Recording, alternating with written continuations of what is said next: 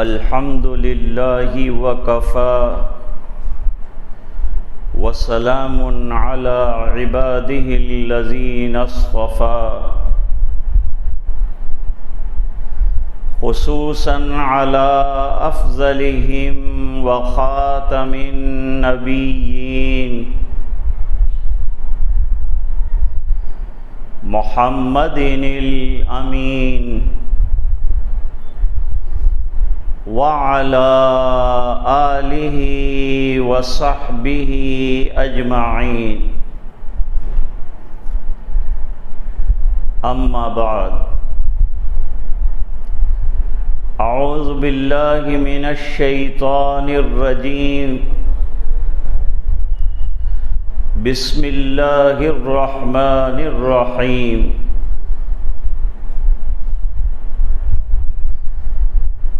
خذ العفو وامر بالعرف واعرض عن الجاہلین صدق اللہ العظیم اللہم صل علی سیدنا محمد وعلى آل سیدنا محمد وبارک وسلم۔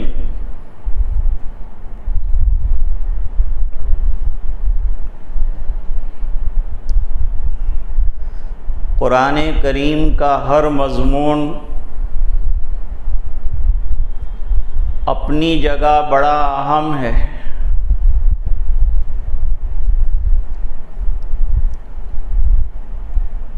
اور قرآن کریم کی تعلیمات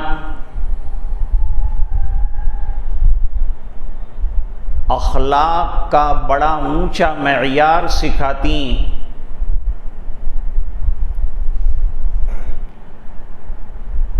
قرآن کریم انسان کو بااخلاق بنانے والی کتاب ہے۔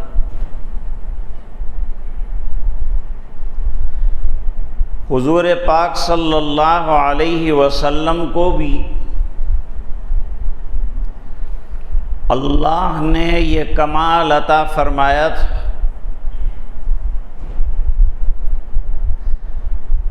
آپ ارشاد فرماتے ہیں انما بعثت لأتمم مکارم الاخلاق، مجھے مکارم اخلاق کی تعلیم کے لیے اللہ نے دنیا میں بھیجا ہے۔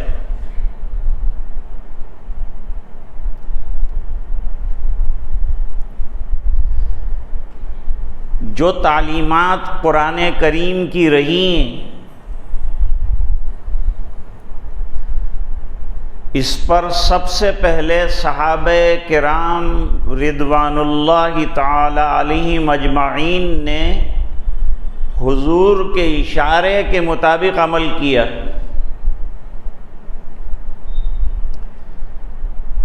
اس کے بعد تابعین، اس کے بعد تبع تابعین، یہ سلسلہ جاری رہا۔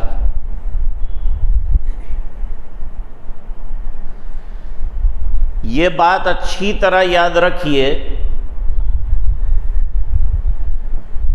کہ قرآن کریم سائنس کی کتاب نہیں ہے،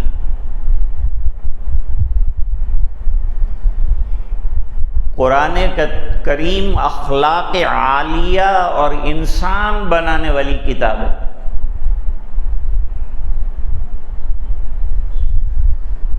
صراط مستقیم بتلانے والی کتاب ہے۔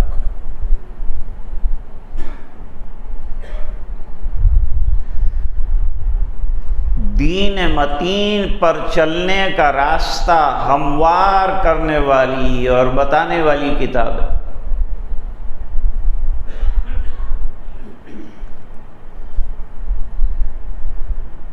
ہر آیت میں کوئی کمال، کوئی خلق، کوئی وصف، کوئی جامعیت پائی جاتی۔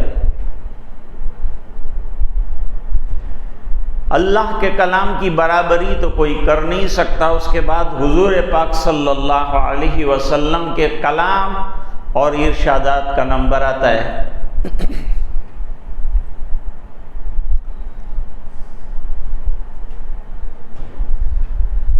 جیسے قرآن کریم جامع، اسی طریقے سے آپ صلی اللہ علیہ وسلم کے ارشادات بھی جامع۔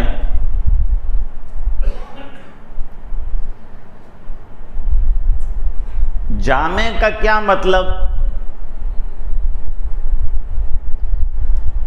کم الفاظ میں مضامین کو سمو لینا، جس کلام میں پایا جائے وہ جامع کلام۔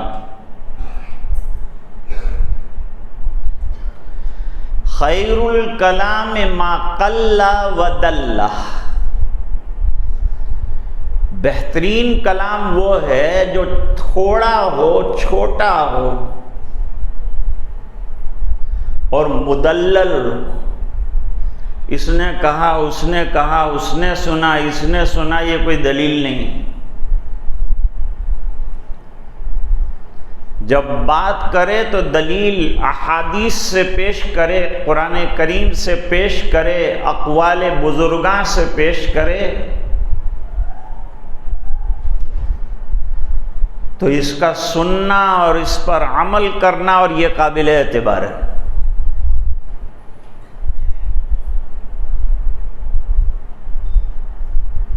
اکثر لوگ کہہ دیتے ہیں یوں سنا ہے، بھئی کس سے سنا ہے، کہاں سنا ہے، کس کتاب میں سنا ہے، کہاں سے لائے حوالہ، اس کے بغیر بات کرتے ہیں۔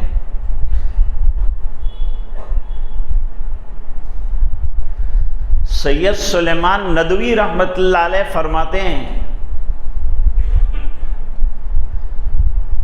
جس بات کو مدلل بیان نہ کیا جائے وہ اثر انگیزی کے اعتبار سے ناقص ہوتی ہے۔ اس لیے فقہا مسئلہ بیان کرتے ہیں تو نیچے حوالہ دیتے ہیں کہ بھئی ہم نے یہ بات فلان کتاب میں پائی، فلان حدیث میں پائی، شامی میں پائی، فلان فتاوے کی کتاب میں پائی، تو وہ بات مدلل ہوتی۔ خیر الکلام کلام اللہ، سب سے بہترین کلام اس سلسلے میں اگر ہے تو اللہ کا کلام۔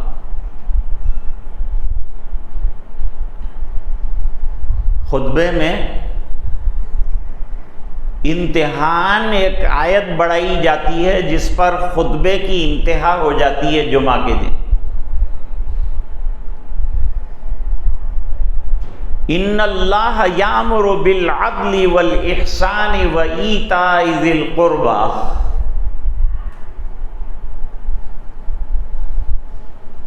یہ آیت بڑی جامع ہے۔ اس میں کرنے والے کاموں کا حکم بھی مختصراً دے دیا گیا ہے، رکنے اور بچنے کے کاموں کو بھی بتلا دیا گیا ہے، دونوں چیزیں ایک ساتھ آ گئی ہیں۔ یہ حضرت عمر ابن عبدالعزیز رحمۃ اللہ علیہ جو عمر ثانی کہلاتے ہیں، انہوں نے اس کو خطبے کے انتہا میں اضافے کے طور پر بڑھوایا تھا۔ گویا کوئی پورا خطبہ نہ سمجھا تو کم سے کم یہ آیت اور اس کا مضمون سمجھ لے۔ یہ اتنی جامع آیت ہے کہ اس پر لوگوں نے مکمل کتابیں لکھی، بہت ضخیم کتابیں لکھی۔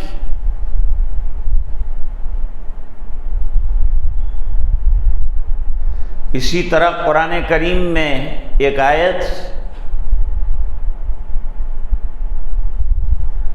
ایک نہیں کئی آیتیں ہیں، تقریباً 13 صفات عباد الرحمن کی ذکر فرمائی ہیں،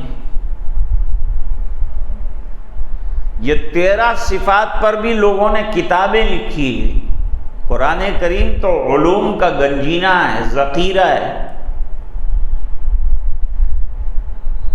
اس کے غرائب اور اس کے عجائب ختم نہیں ہوتے۔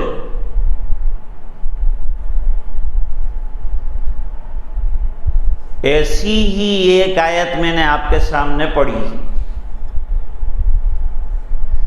اس پر بھی لوگوں نے کتابیں لکھی ہے۔ 3 مضمون ہے الگ الگ، اور تینوں مضمون پر لکھنے والوں نے کتاب، بعض لوگوں کو اللہ تعالیٰ نے لکھنے کی صلاحیت دی، جیسے ہمارے مولانا یونس صاحب ہیں، بعض لوگوں کو بولنے کی صلاحیت اللہ نے عطا فرمائی، بعض لوگوں کو کام کرنے کی صلاحیت اللہ نے عطا فرمائی، بعض لوگوں کو دعوت کی صلاحیت اللہ نے عطا فرمائی۔ لوگ کیا ہیں؟ لوگ تو ہیرے موتیوں کی طرح ہیں صلاحیتوں کے اعتبار سے، ہر ایک میں اللہ نے کمال اور ہر ایک میں اللہ نے مختلف صلاحیتیں رکھی، کوئی بیکار نہیں، وہ سب صلاحیتیں کام کی ہے، کسی بھی وقت کام آ سکتی۔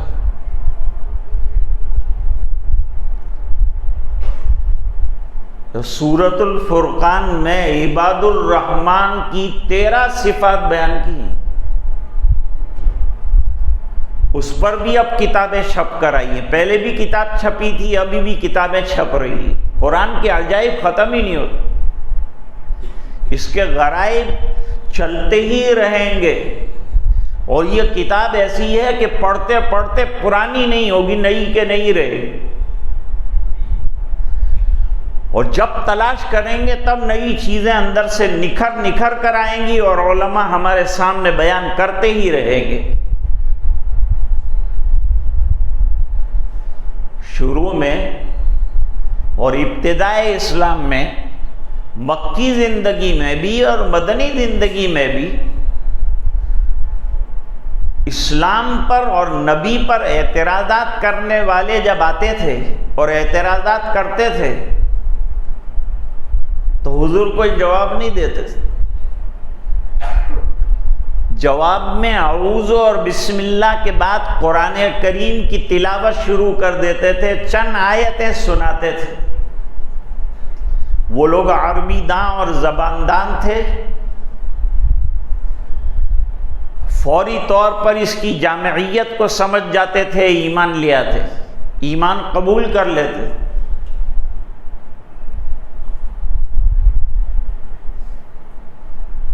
اس آیت کریمہ میں 3 باتیں بتائی، فرمایا خذ العفو، عفو درگزر کو اے نبی اپنا شیوا بنائیے، معاف کرنے کا مزاج رکھیے۔ حضور تو جانی دشمنوں کو معاف کرتے رہے، آیت پر کتنا زبردست عمل رہا۔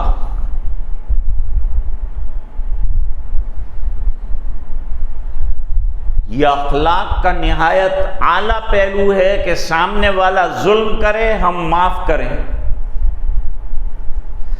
اس نے معاف کیا ہم نے بھی معاف کیا، یہ تو برابری ہوئی۔ کمال تو جب ہے کہ سامنے والا توڑ رہا ہے ہم جوڑ رہے ہیں، سامنے والا ظلم کر رہا ہے ہم معاف کر رہے ہیں، یہ کمال ہے، کیونکہ اس میں دل پر بوجھ پڑتا ہے۔ دل پر بوجھ پڑے گا، مجاہدہ ہوگا تو اللہ تعالیٰ اجر بھی زیادہ دیں گے۔ مجاہدوں پر بقدر مجاہدہ اللہ تعالیٰ کے یہاں اجر دیا جاتا ہے، اجر بقدر نسب دیا جاتا ہے۔ جس عبادت میں جتنی تکان ہو گئی، مجاہدہ ہو گیا، اس کا ثواب اتنا بڑھ گیا، جیسے تہجد کی نماز کا ثواب بڑھ گیا۔ کیوں؟ رات کا وقت ہے، نیند سے اٹھنا ہے، مجاہدہ کرنا ہے، پھر کھڑے ہونا ہے، پھر وضو کرنا ہے، پھر نماز میں اتنا نیند کا اونچا ٹائم ہے، اس وقت قربانی دے کر کھڑا ہوگا تو اس کا ثواب بڑھا دیا، اس کا اجر بڑھ گیا۔ فجر کی نماز کی بڑی اہمیت بیان کی اور اس کا اجر بڑھا دیا اس بنا پر کہ اس میں مجاہدہ زیادہ ہے۔ میٹھی نیند چھوڑ کر پھر جو ہے کھڑے ہونا ہے اور اللہ کے سامنے رجوع ہونا ہے، مسجد تک جانا ہے یا نماز پڑھنا ہے۔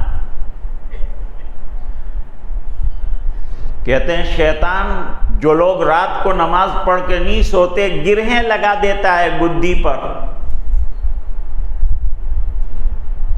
اور سلاتا رہتا ہے یہاں تک کہ صبح کی نماز چلی جائے،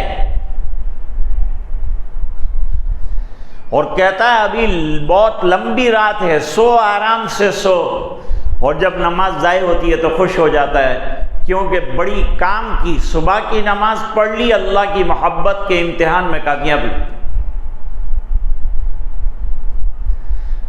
تو بقدر نصب یعنی تھکان اور بقدر مجاہدہ اللہ تعالیٰ کے یہاں اجر بھی ملتا ہے۔ والذین جاہدوا فینا لنہدینہم سبلنا وإن اللہ لمع المحسنین۔ روزے میں آدمی مجاہدہ کرتا ہے، کھانے کا، پینے کا، تعلقات جائز جو ہیں ان پر کنٹرول کرنا، نفس پر بوجھ پڑتا ہے تو بوجھ جتنا پڑتا ہے اس کا اجر کتنا بڑھا دیا، فرمایا صوم لی وانا اجزی بی، روزہ خاص میرے لیے عبادت ہے اس لیے اس کا بدلہ بھی میں خود دوں گا۔ یہ بات ارشاد فرمایا۔ تو عفو درگزر کرنا یہ دل گردے کی بات ہے، معاف کرنا کسی کو، اس نے کھری سنائی ہے، اس کے باوجود نقصان پہنچایا ہے، اس کے باوجود اس کو معاف کرنا یہ جگر کی بات ہے۔ دل پر بڑا بوجھ پڑتا ہے کہ نہیں کچھ تو اس کو سنائیں کڑوی کسیلی پھر معاف کریں۔ حضرت یوسف علیہ السلام کو بھائیوں نے کتنا ستایا، جنگل میں ستایا، لے گئے تو ستایا، کنویں میں ڈال دیا، وہاں ستایا، باہر نکلے پھر ستایا، بیچ دیا غلام بنا کر ایک آزاد کو، اتنے جرائم انہوں نے کر لیے، مارا پیٹا۔ ایک دور ایسا آیا کہ حضرت یوسف علیہ السلام تخت پر براجمان ہیں، بیٹھے ہیں، اور بھائی آئے، بھائیوں نے نہیں پہچانا کیونکہ وہ کم عمری کے اندر مصر تشریف لے گئے اور اب عمر 40 سال سے اوپر زائد ہو گئی، تو انسان کے حلیے میں عمر کے بڑھنے کے ساتھ کافی فرق آ جاتا ہے، لیکن ایک درجہ عمر کا گزر جانے کے بعد اتنا چینج نہیں آتا۔ لیکن جس وہلے میں حضرت یوسف علیہ السلام کو لے جایا گیا وہ ڈھانچے کے اور رخ کے اور جسم کے تبدیل ہونے کا زمانہ تھا، اس لیے بھائیوں نے پہچانا نہیں، حضرت یوسف علیہ السلام نے فوراً پہچان لیا، لیکن ایک عرصے تک مدد فرماتے رہے، ایک لفظ بھی کہا نہیں۔ حضرت یوسف کی برائی خود حضرت یوسف کے سامنے انہوں نے کی، پھر بھی نہیں بولا، پھر بھی یوں نہیں کہا کہ جھوٹو یہ کیا بات کرتے ہو۔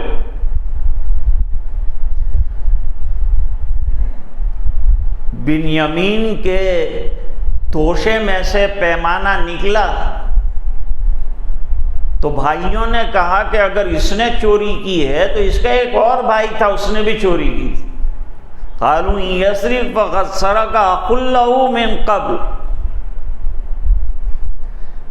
مسکراتے رہے۔ حضرت یوسف علیہ السلام کہہ سکتے تھے کہ جھوٹے ہو تم، جھوٹے، غلط بات بیان کر رہے ہو اور میں بیٹھا ہوں، لیکن اللہ کی طرف سے حکم نہیں ہے، بالکل بتانا نہیں، ابھی سب پردہ داری رکھو، جب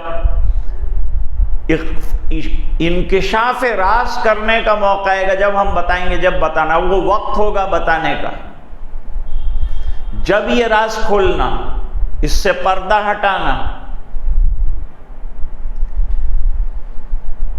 جب بالکل عاجز آ گئے اور ٹوٹا پھوٹا توشہ لے کر اور پونجی لے کر حضرت یوسف علیہ السلام کے دربار میں آئے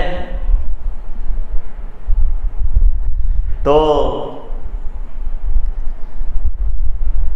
اب اللہ کی طرف سے اشارہ ہوا کہ ان کو بتاؤ. تو حضرت یوسف علیہ السلام نے ان کے سامنے بات کھولی. قال هل علمتم ما فعلتم بيوسف واخيه اذ انتم جاهلون. تم نے یوسف کے ساتھ اور ان کے بھائی بنیامین کے ساتھ جو کیا، نادانی کے عالم میں حاسدانہ جو کارروائیاں کی، اس کے بارے میں کچھ جانتے ہو؟ قالوا أئنك لأنت یوسف. اب انہوں نے غور کرنا شروع کیا تو جو تخت نشین ہیں ان کے اندر یوسف علیہ السلام کا چہرہ اور رخ انور نظر آئے. کہا آپ یوسف ہیں؟ اب اللہ نے کہا پردہ ہٹاؤ. فرمایا قال انا یوسف وہذا اخی.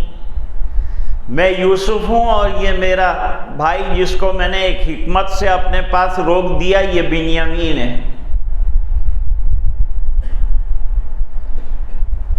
اب سوچ رہے ہیں ہم نے مٹانے کی محنت کی تھی. بھائی مٹانے والے دنیا میں اسلام کو مٹانے کی لاکھوں کوششیں کر چکے، قرآن کو بگاڑنے کی لاکھوں کوششیں کر سکے. قرآن اپنی جگہ ہے، اسلام اپنی جگہ ہے، دین اپنی جگہ برقرار ہے اور بڑھتا ہی جا رہا ہے اور آگے چلتا ہی جا رہا ہے.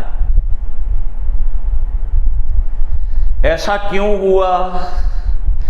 اللہ مظلوموں کی سنتے ہیں. جو تقوی والی زندگی گزارتے ہیں، اللہ کے احکام پر چلتے ہیں، اللہ یوں غیب سے مدد فرماتے ہیں پتہ بھی نہیں چلتا. قد من اللہ علینا. اللہ تعالیٰ نے ہمارے اوپر احسان کیا. اپنا کوئی کمال بیان نہیں کرتے کہ میں نے یوں کیا اور میں نے یوں کیا اور میں یوں کودا اور میں یوں نکل گیا اور میں یوں، یہ میں کو ختم کر. اللہ نے ہمارے اوپر احسان کر دیا. بس بھئی یہ نعمتیں، یہ کارخانے، یہ دکانیں، یہ کاروبار، یہ سب کیا ہے؟ اللہ کا انعام ہے. اللہ نے ہمارے اوپر احسان فرمایا، اللہ نے ہمارے اوپر کرم فرمایا. ہمارا کوئی کمال نہیں ہے، سب اس کا ہے.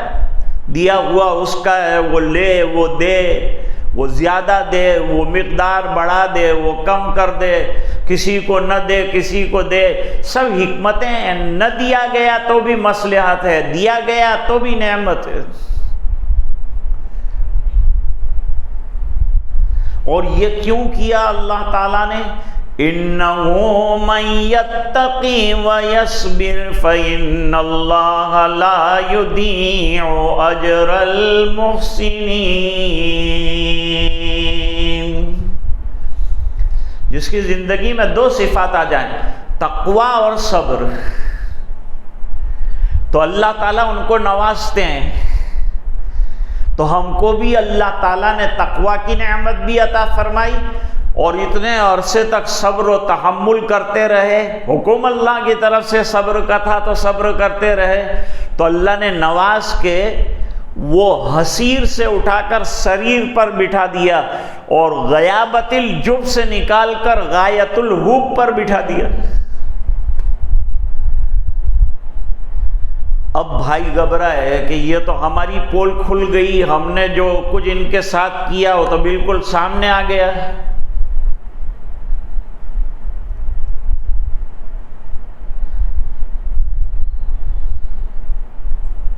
تو انہوں نے کہا کہ یوسف ہم گناہگار ہیں. لقد آثرک اللہ علینا. اللہ تعالیٰ نے آپ کو جو ہے بزرگی اور برتری عطا فرمائی.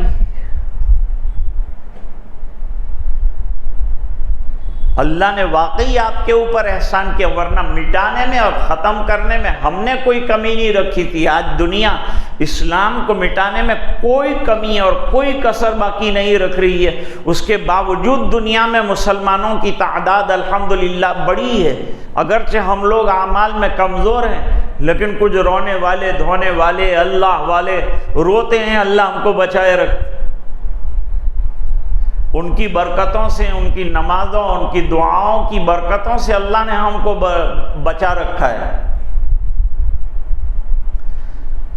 حضور کے دربار میں ایک جوان صحابی بیٹھا کرتے تھے، جب دیکھو تو آپ صلی اللہ علیہ وسلم کے دربار میں حاضر۔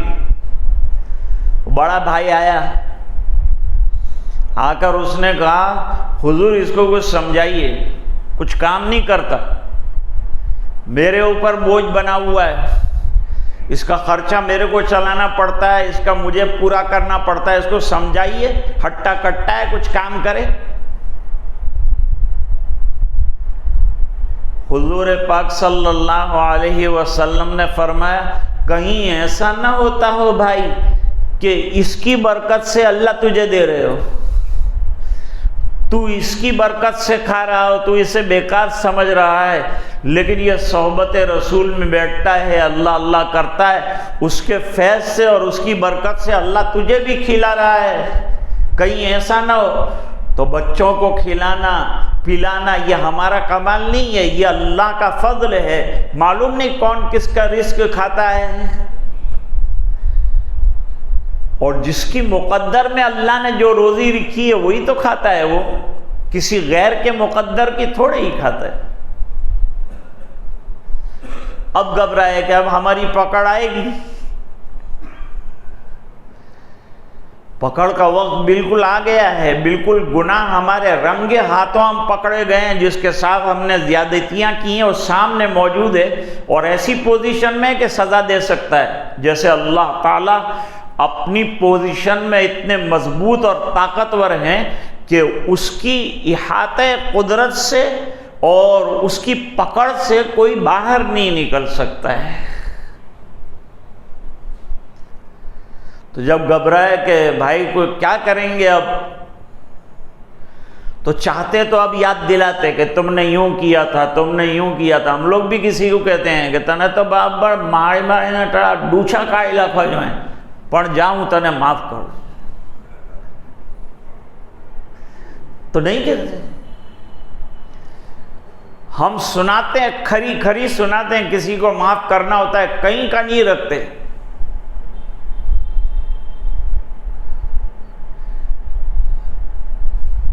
ہمارے ایک بزرگ تھے، ان کے پاس ایک ذرا سیاسی اور ذرا دنیا دیکھا ہوا آدمی آیا۔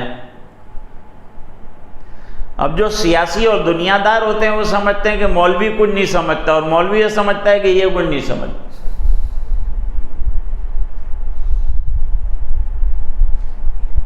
تو خوب سنائی حضرت کو ادھر ادھر کی داستانیں، اور یہ ہے اور وہ ہے، حضرت وہاں وہ یوں کر رہا ہے اور وہ یوں کر رہا ہے۔ امام ابو حنیفہ کے سامنے جب کسی کی کوئی برائی کرتا تو حضرت فرماتے اپنی عاقبت خراب مت کر، بات بند کر دے بھائی، اپنے اعمال کی خبر لے، اس کو چھوڑ، اس کے گناہ اپنے کو دھونے کی ضرورت نہیں، اپنی عاقبت اور اپنے انجام کو سوچو۔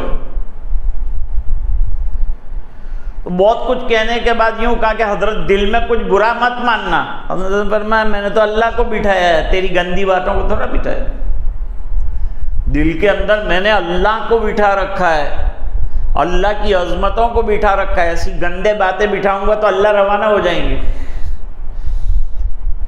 تو یہ دل کے باہر چکر کاٹ کے روانہ ہو جائے گی، تیری باتیں اندر نہیں جانے والی۔ اللہ والوں کے یہاں جائیں تو سوچ کر جانا چاہیے۔ بپیش اہل دل نگہدار دل، اللہ والوں کے یہاں جاؤ تو اپنے دل کی خبر رکھ کے جایا کرو، ایسا نہ ہو کہ تمہیں شرمندہ ہونا پڑے، پشیمان ہونا پڑے، ایسا مت کرنا۔ تو جب احساس ہوا حضرت یوسف علیہ السلام کو کہنے کا پورا موقع تھا، تو کیا قرآن کریم نے حضرت یوسف علیہ السلام نبی اولو العزم ہیں، کیا فرمایا؟ قال لا تثریب علیکم اليوم، آج کے دن تمہارے اوپر کوئی گرفت نہیں ہے، کوئی مواخذہ نہیں ہے، مطمئن کر دیا۔ اور آگے پھر فرمایا یغفر اللہ لکم وَهُوَ أَرْحَمُ الراحمین،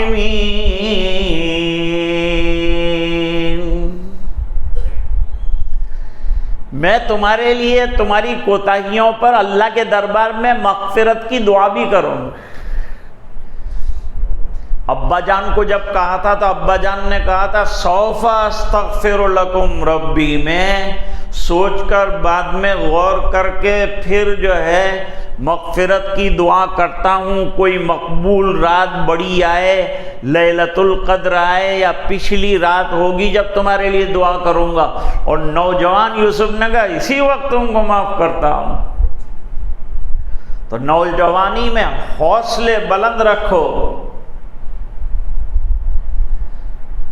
یہ حوصلہ بلند رکھا حضرت یوسف، ہر نبی کا حوصلہ بلند ہے، وہ اعلیٰ درجے کا حوصلہ رکھتا ہے تبھی تو وہ نبی بنا ہے۔ پتھروں پہ پتھر کھائے ہیں سرکار نے، لیکن بد دعا طائف والوں کے لیے نہیں کی۔ کر سکتے تھے، فرشتے بھی آئے تھے دو پہاڑوں کے درمیان کچل کے یہ قوم کو ختم کر دیا جائے طائف والوں کو، فرمایا نہیں، انہی میں سے اللہ تعالیٰ کوئی دائی پیدا کریں گے، اٹھائیں گے۔ محمد ابن قاسم ہندوستان میں آئے، وہیں سے اٹھ کے آئے۔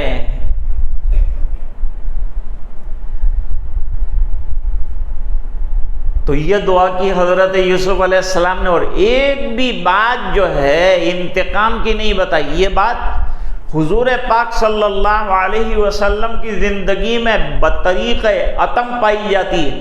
جب فتح مکہ ہوا، وہ لوگ جن میں ابو سفیان بھی تھے، جنہوں نے کوئی جنگ اور کوئی موقع اور کوئی محل اور کوئی لمحہ ایسا فرو گزشت نہیں کیا کہ جس کے اندر وہ نبی کے خلاف کارروائی کر سکتے ہیں اور انہوں نے نہ کی ہو۔ پھر بھی وہ حضور کے پاس جب آئے، آپ نے اخلاق کے ساتھ پیش آ کر ان کو جواب دیا۔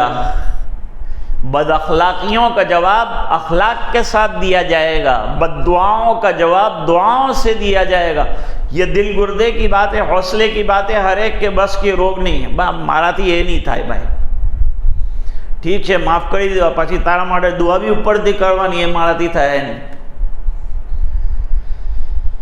لیکن یہ تو دعا بھی کرنا، معافی کا اعلان بھی کرنا، اور گزشتہ کسی بات کو پی جانا، اس کا تذکرہ بھی نہیں کرنا۔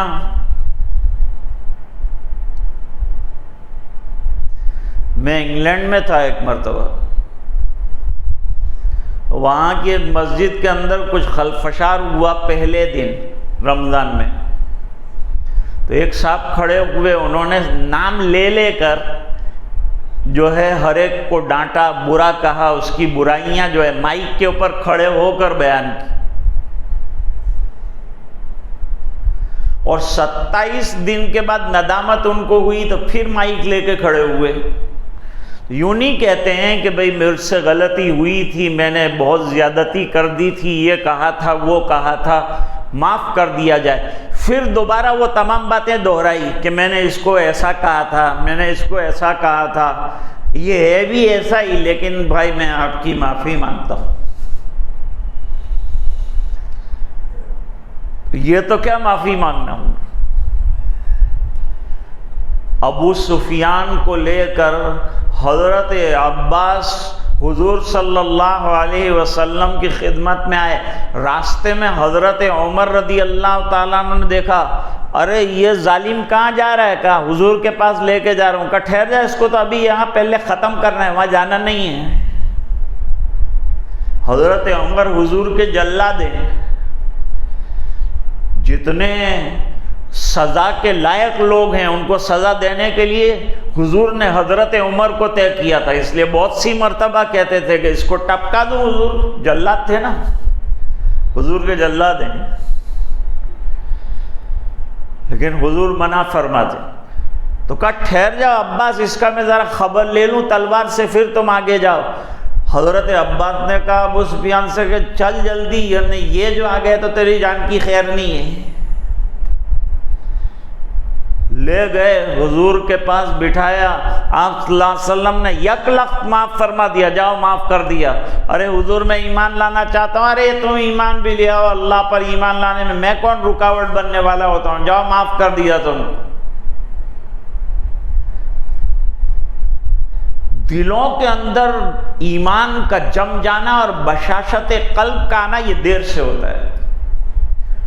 اس کا واقعہ دوسرا ہے جب حضرت ابو سفیان رضی اللہ تعالیٰ عنہ کے اندر بشاشت قلب اور دل سے چمٹ گیا ایمان، اس کا دوسرا واقعہ ہے۔ ابھی تو سرسری طور پر ایمان قبول کیا، یہ حالات کو دیکھ کر سوچا نہیں تھا کہ جو آدمی تنہا گیا تھا اور مکے سے نکلا تھا اور 2 رکعت پڑھنے سے جسے ترسا دیا گیا تھا، وہ 10,000 کا لشکر لے کر ہم پر اتنا حاوی ہو جائے گا، کوئی ماننے کے لیے یہ حقیقت تیار نہیں تھا۔ نہ وہ عرب کے جو لیڈران تھے وہ یہ ماننے کو تیار تھے، پہاڑوں پہ چڑھ چڑھ کے بڑے تعجب سے لشکر کو دیکھ رہے تھے۔ جب داخل ہو گئے تو اب سب جتنے مخالفین تھے وہ جمع ہوئے، اب ہمارے ساتھ کیا کیا جائے گا؟ حضور نے فرمایا تم ہی بتاؤ کہ تمہارے ساتھ کیا کیا جائے۔ کہا آپ بھائی ہیں اور آپ عرب ہیں اور آپ ہمارے خاندان کے ہیں، تو کیا امید رکھتے ہو تم کہ ہمیں معاف کر دیا جائے؟ حضور پاک صلی اللہ علیہ وسلم نے فرمایا لا تثریب علیکم اليوم، وہاں حضرت یوسف علیہ السلام نے فرمایا لا تثریب علیکم اليوم، یہاں سرکار مدینہ جناب رسول اللہ صلی اللہ علیہ وسلم نے فرمایا لا تثریب علیکم اليوم انتم الطلقاء، تم آزاد ہو، تمہارے اوپر کوئی کارروائی نہیں کی جائے گی، باستثناء چند افراد کے جن کے جرائم ناقابل معافی تھے، ان کے علاوہ تمام کو حضور پاک صلی اللہ علیہ وسلم نے درگزر کیا، جو برسر پیکار رہے حضور پاک صلی اللہ علیہ وسلم۔ تو عرض کر رہا تھا کہ آیت میں 3 باتیں بیان کی ہیں۔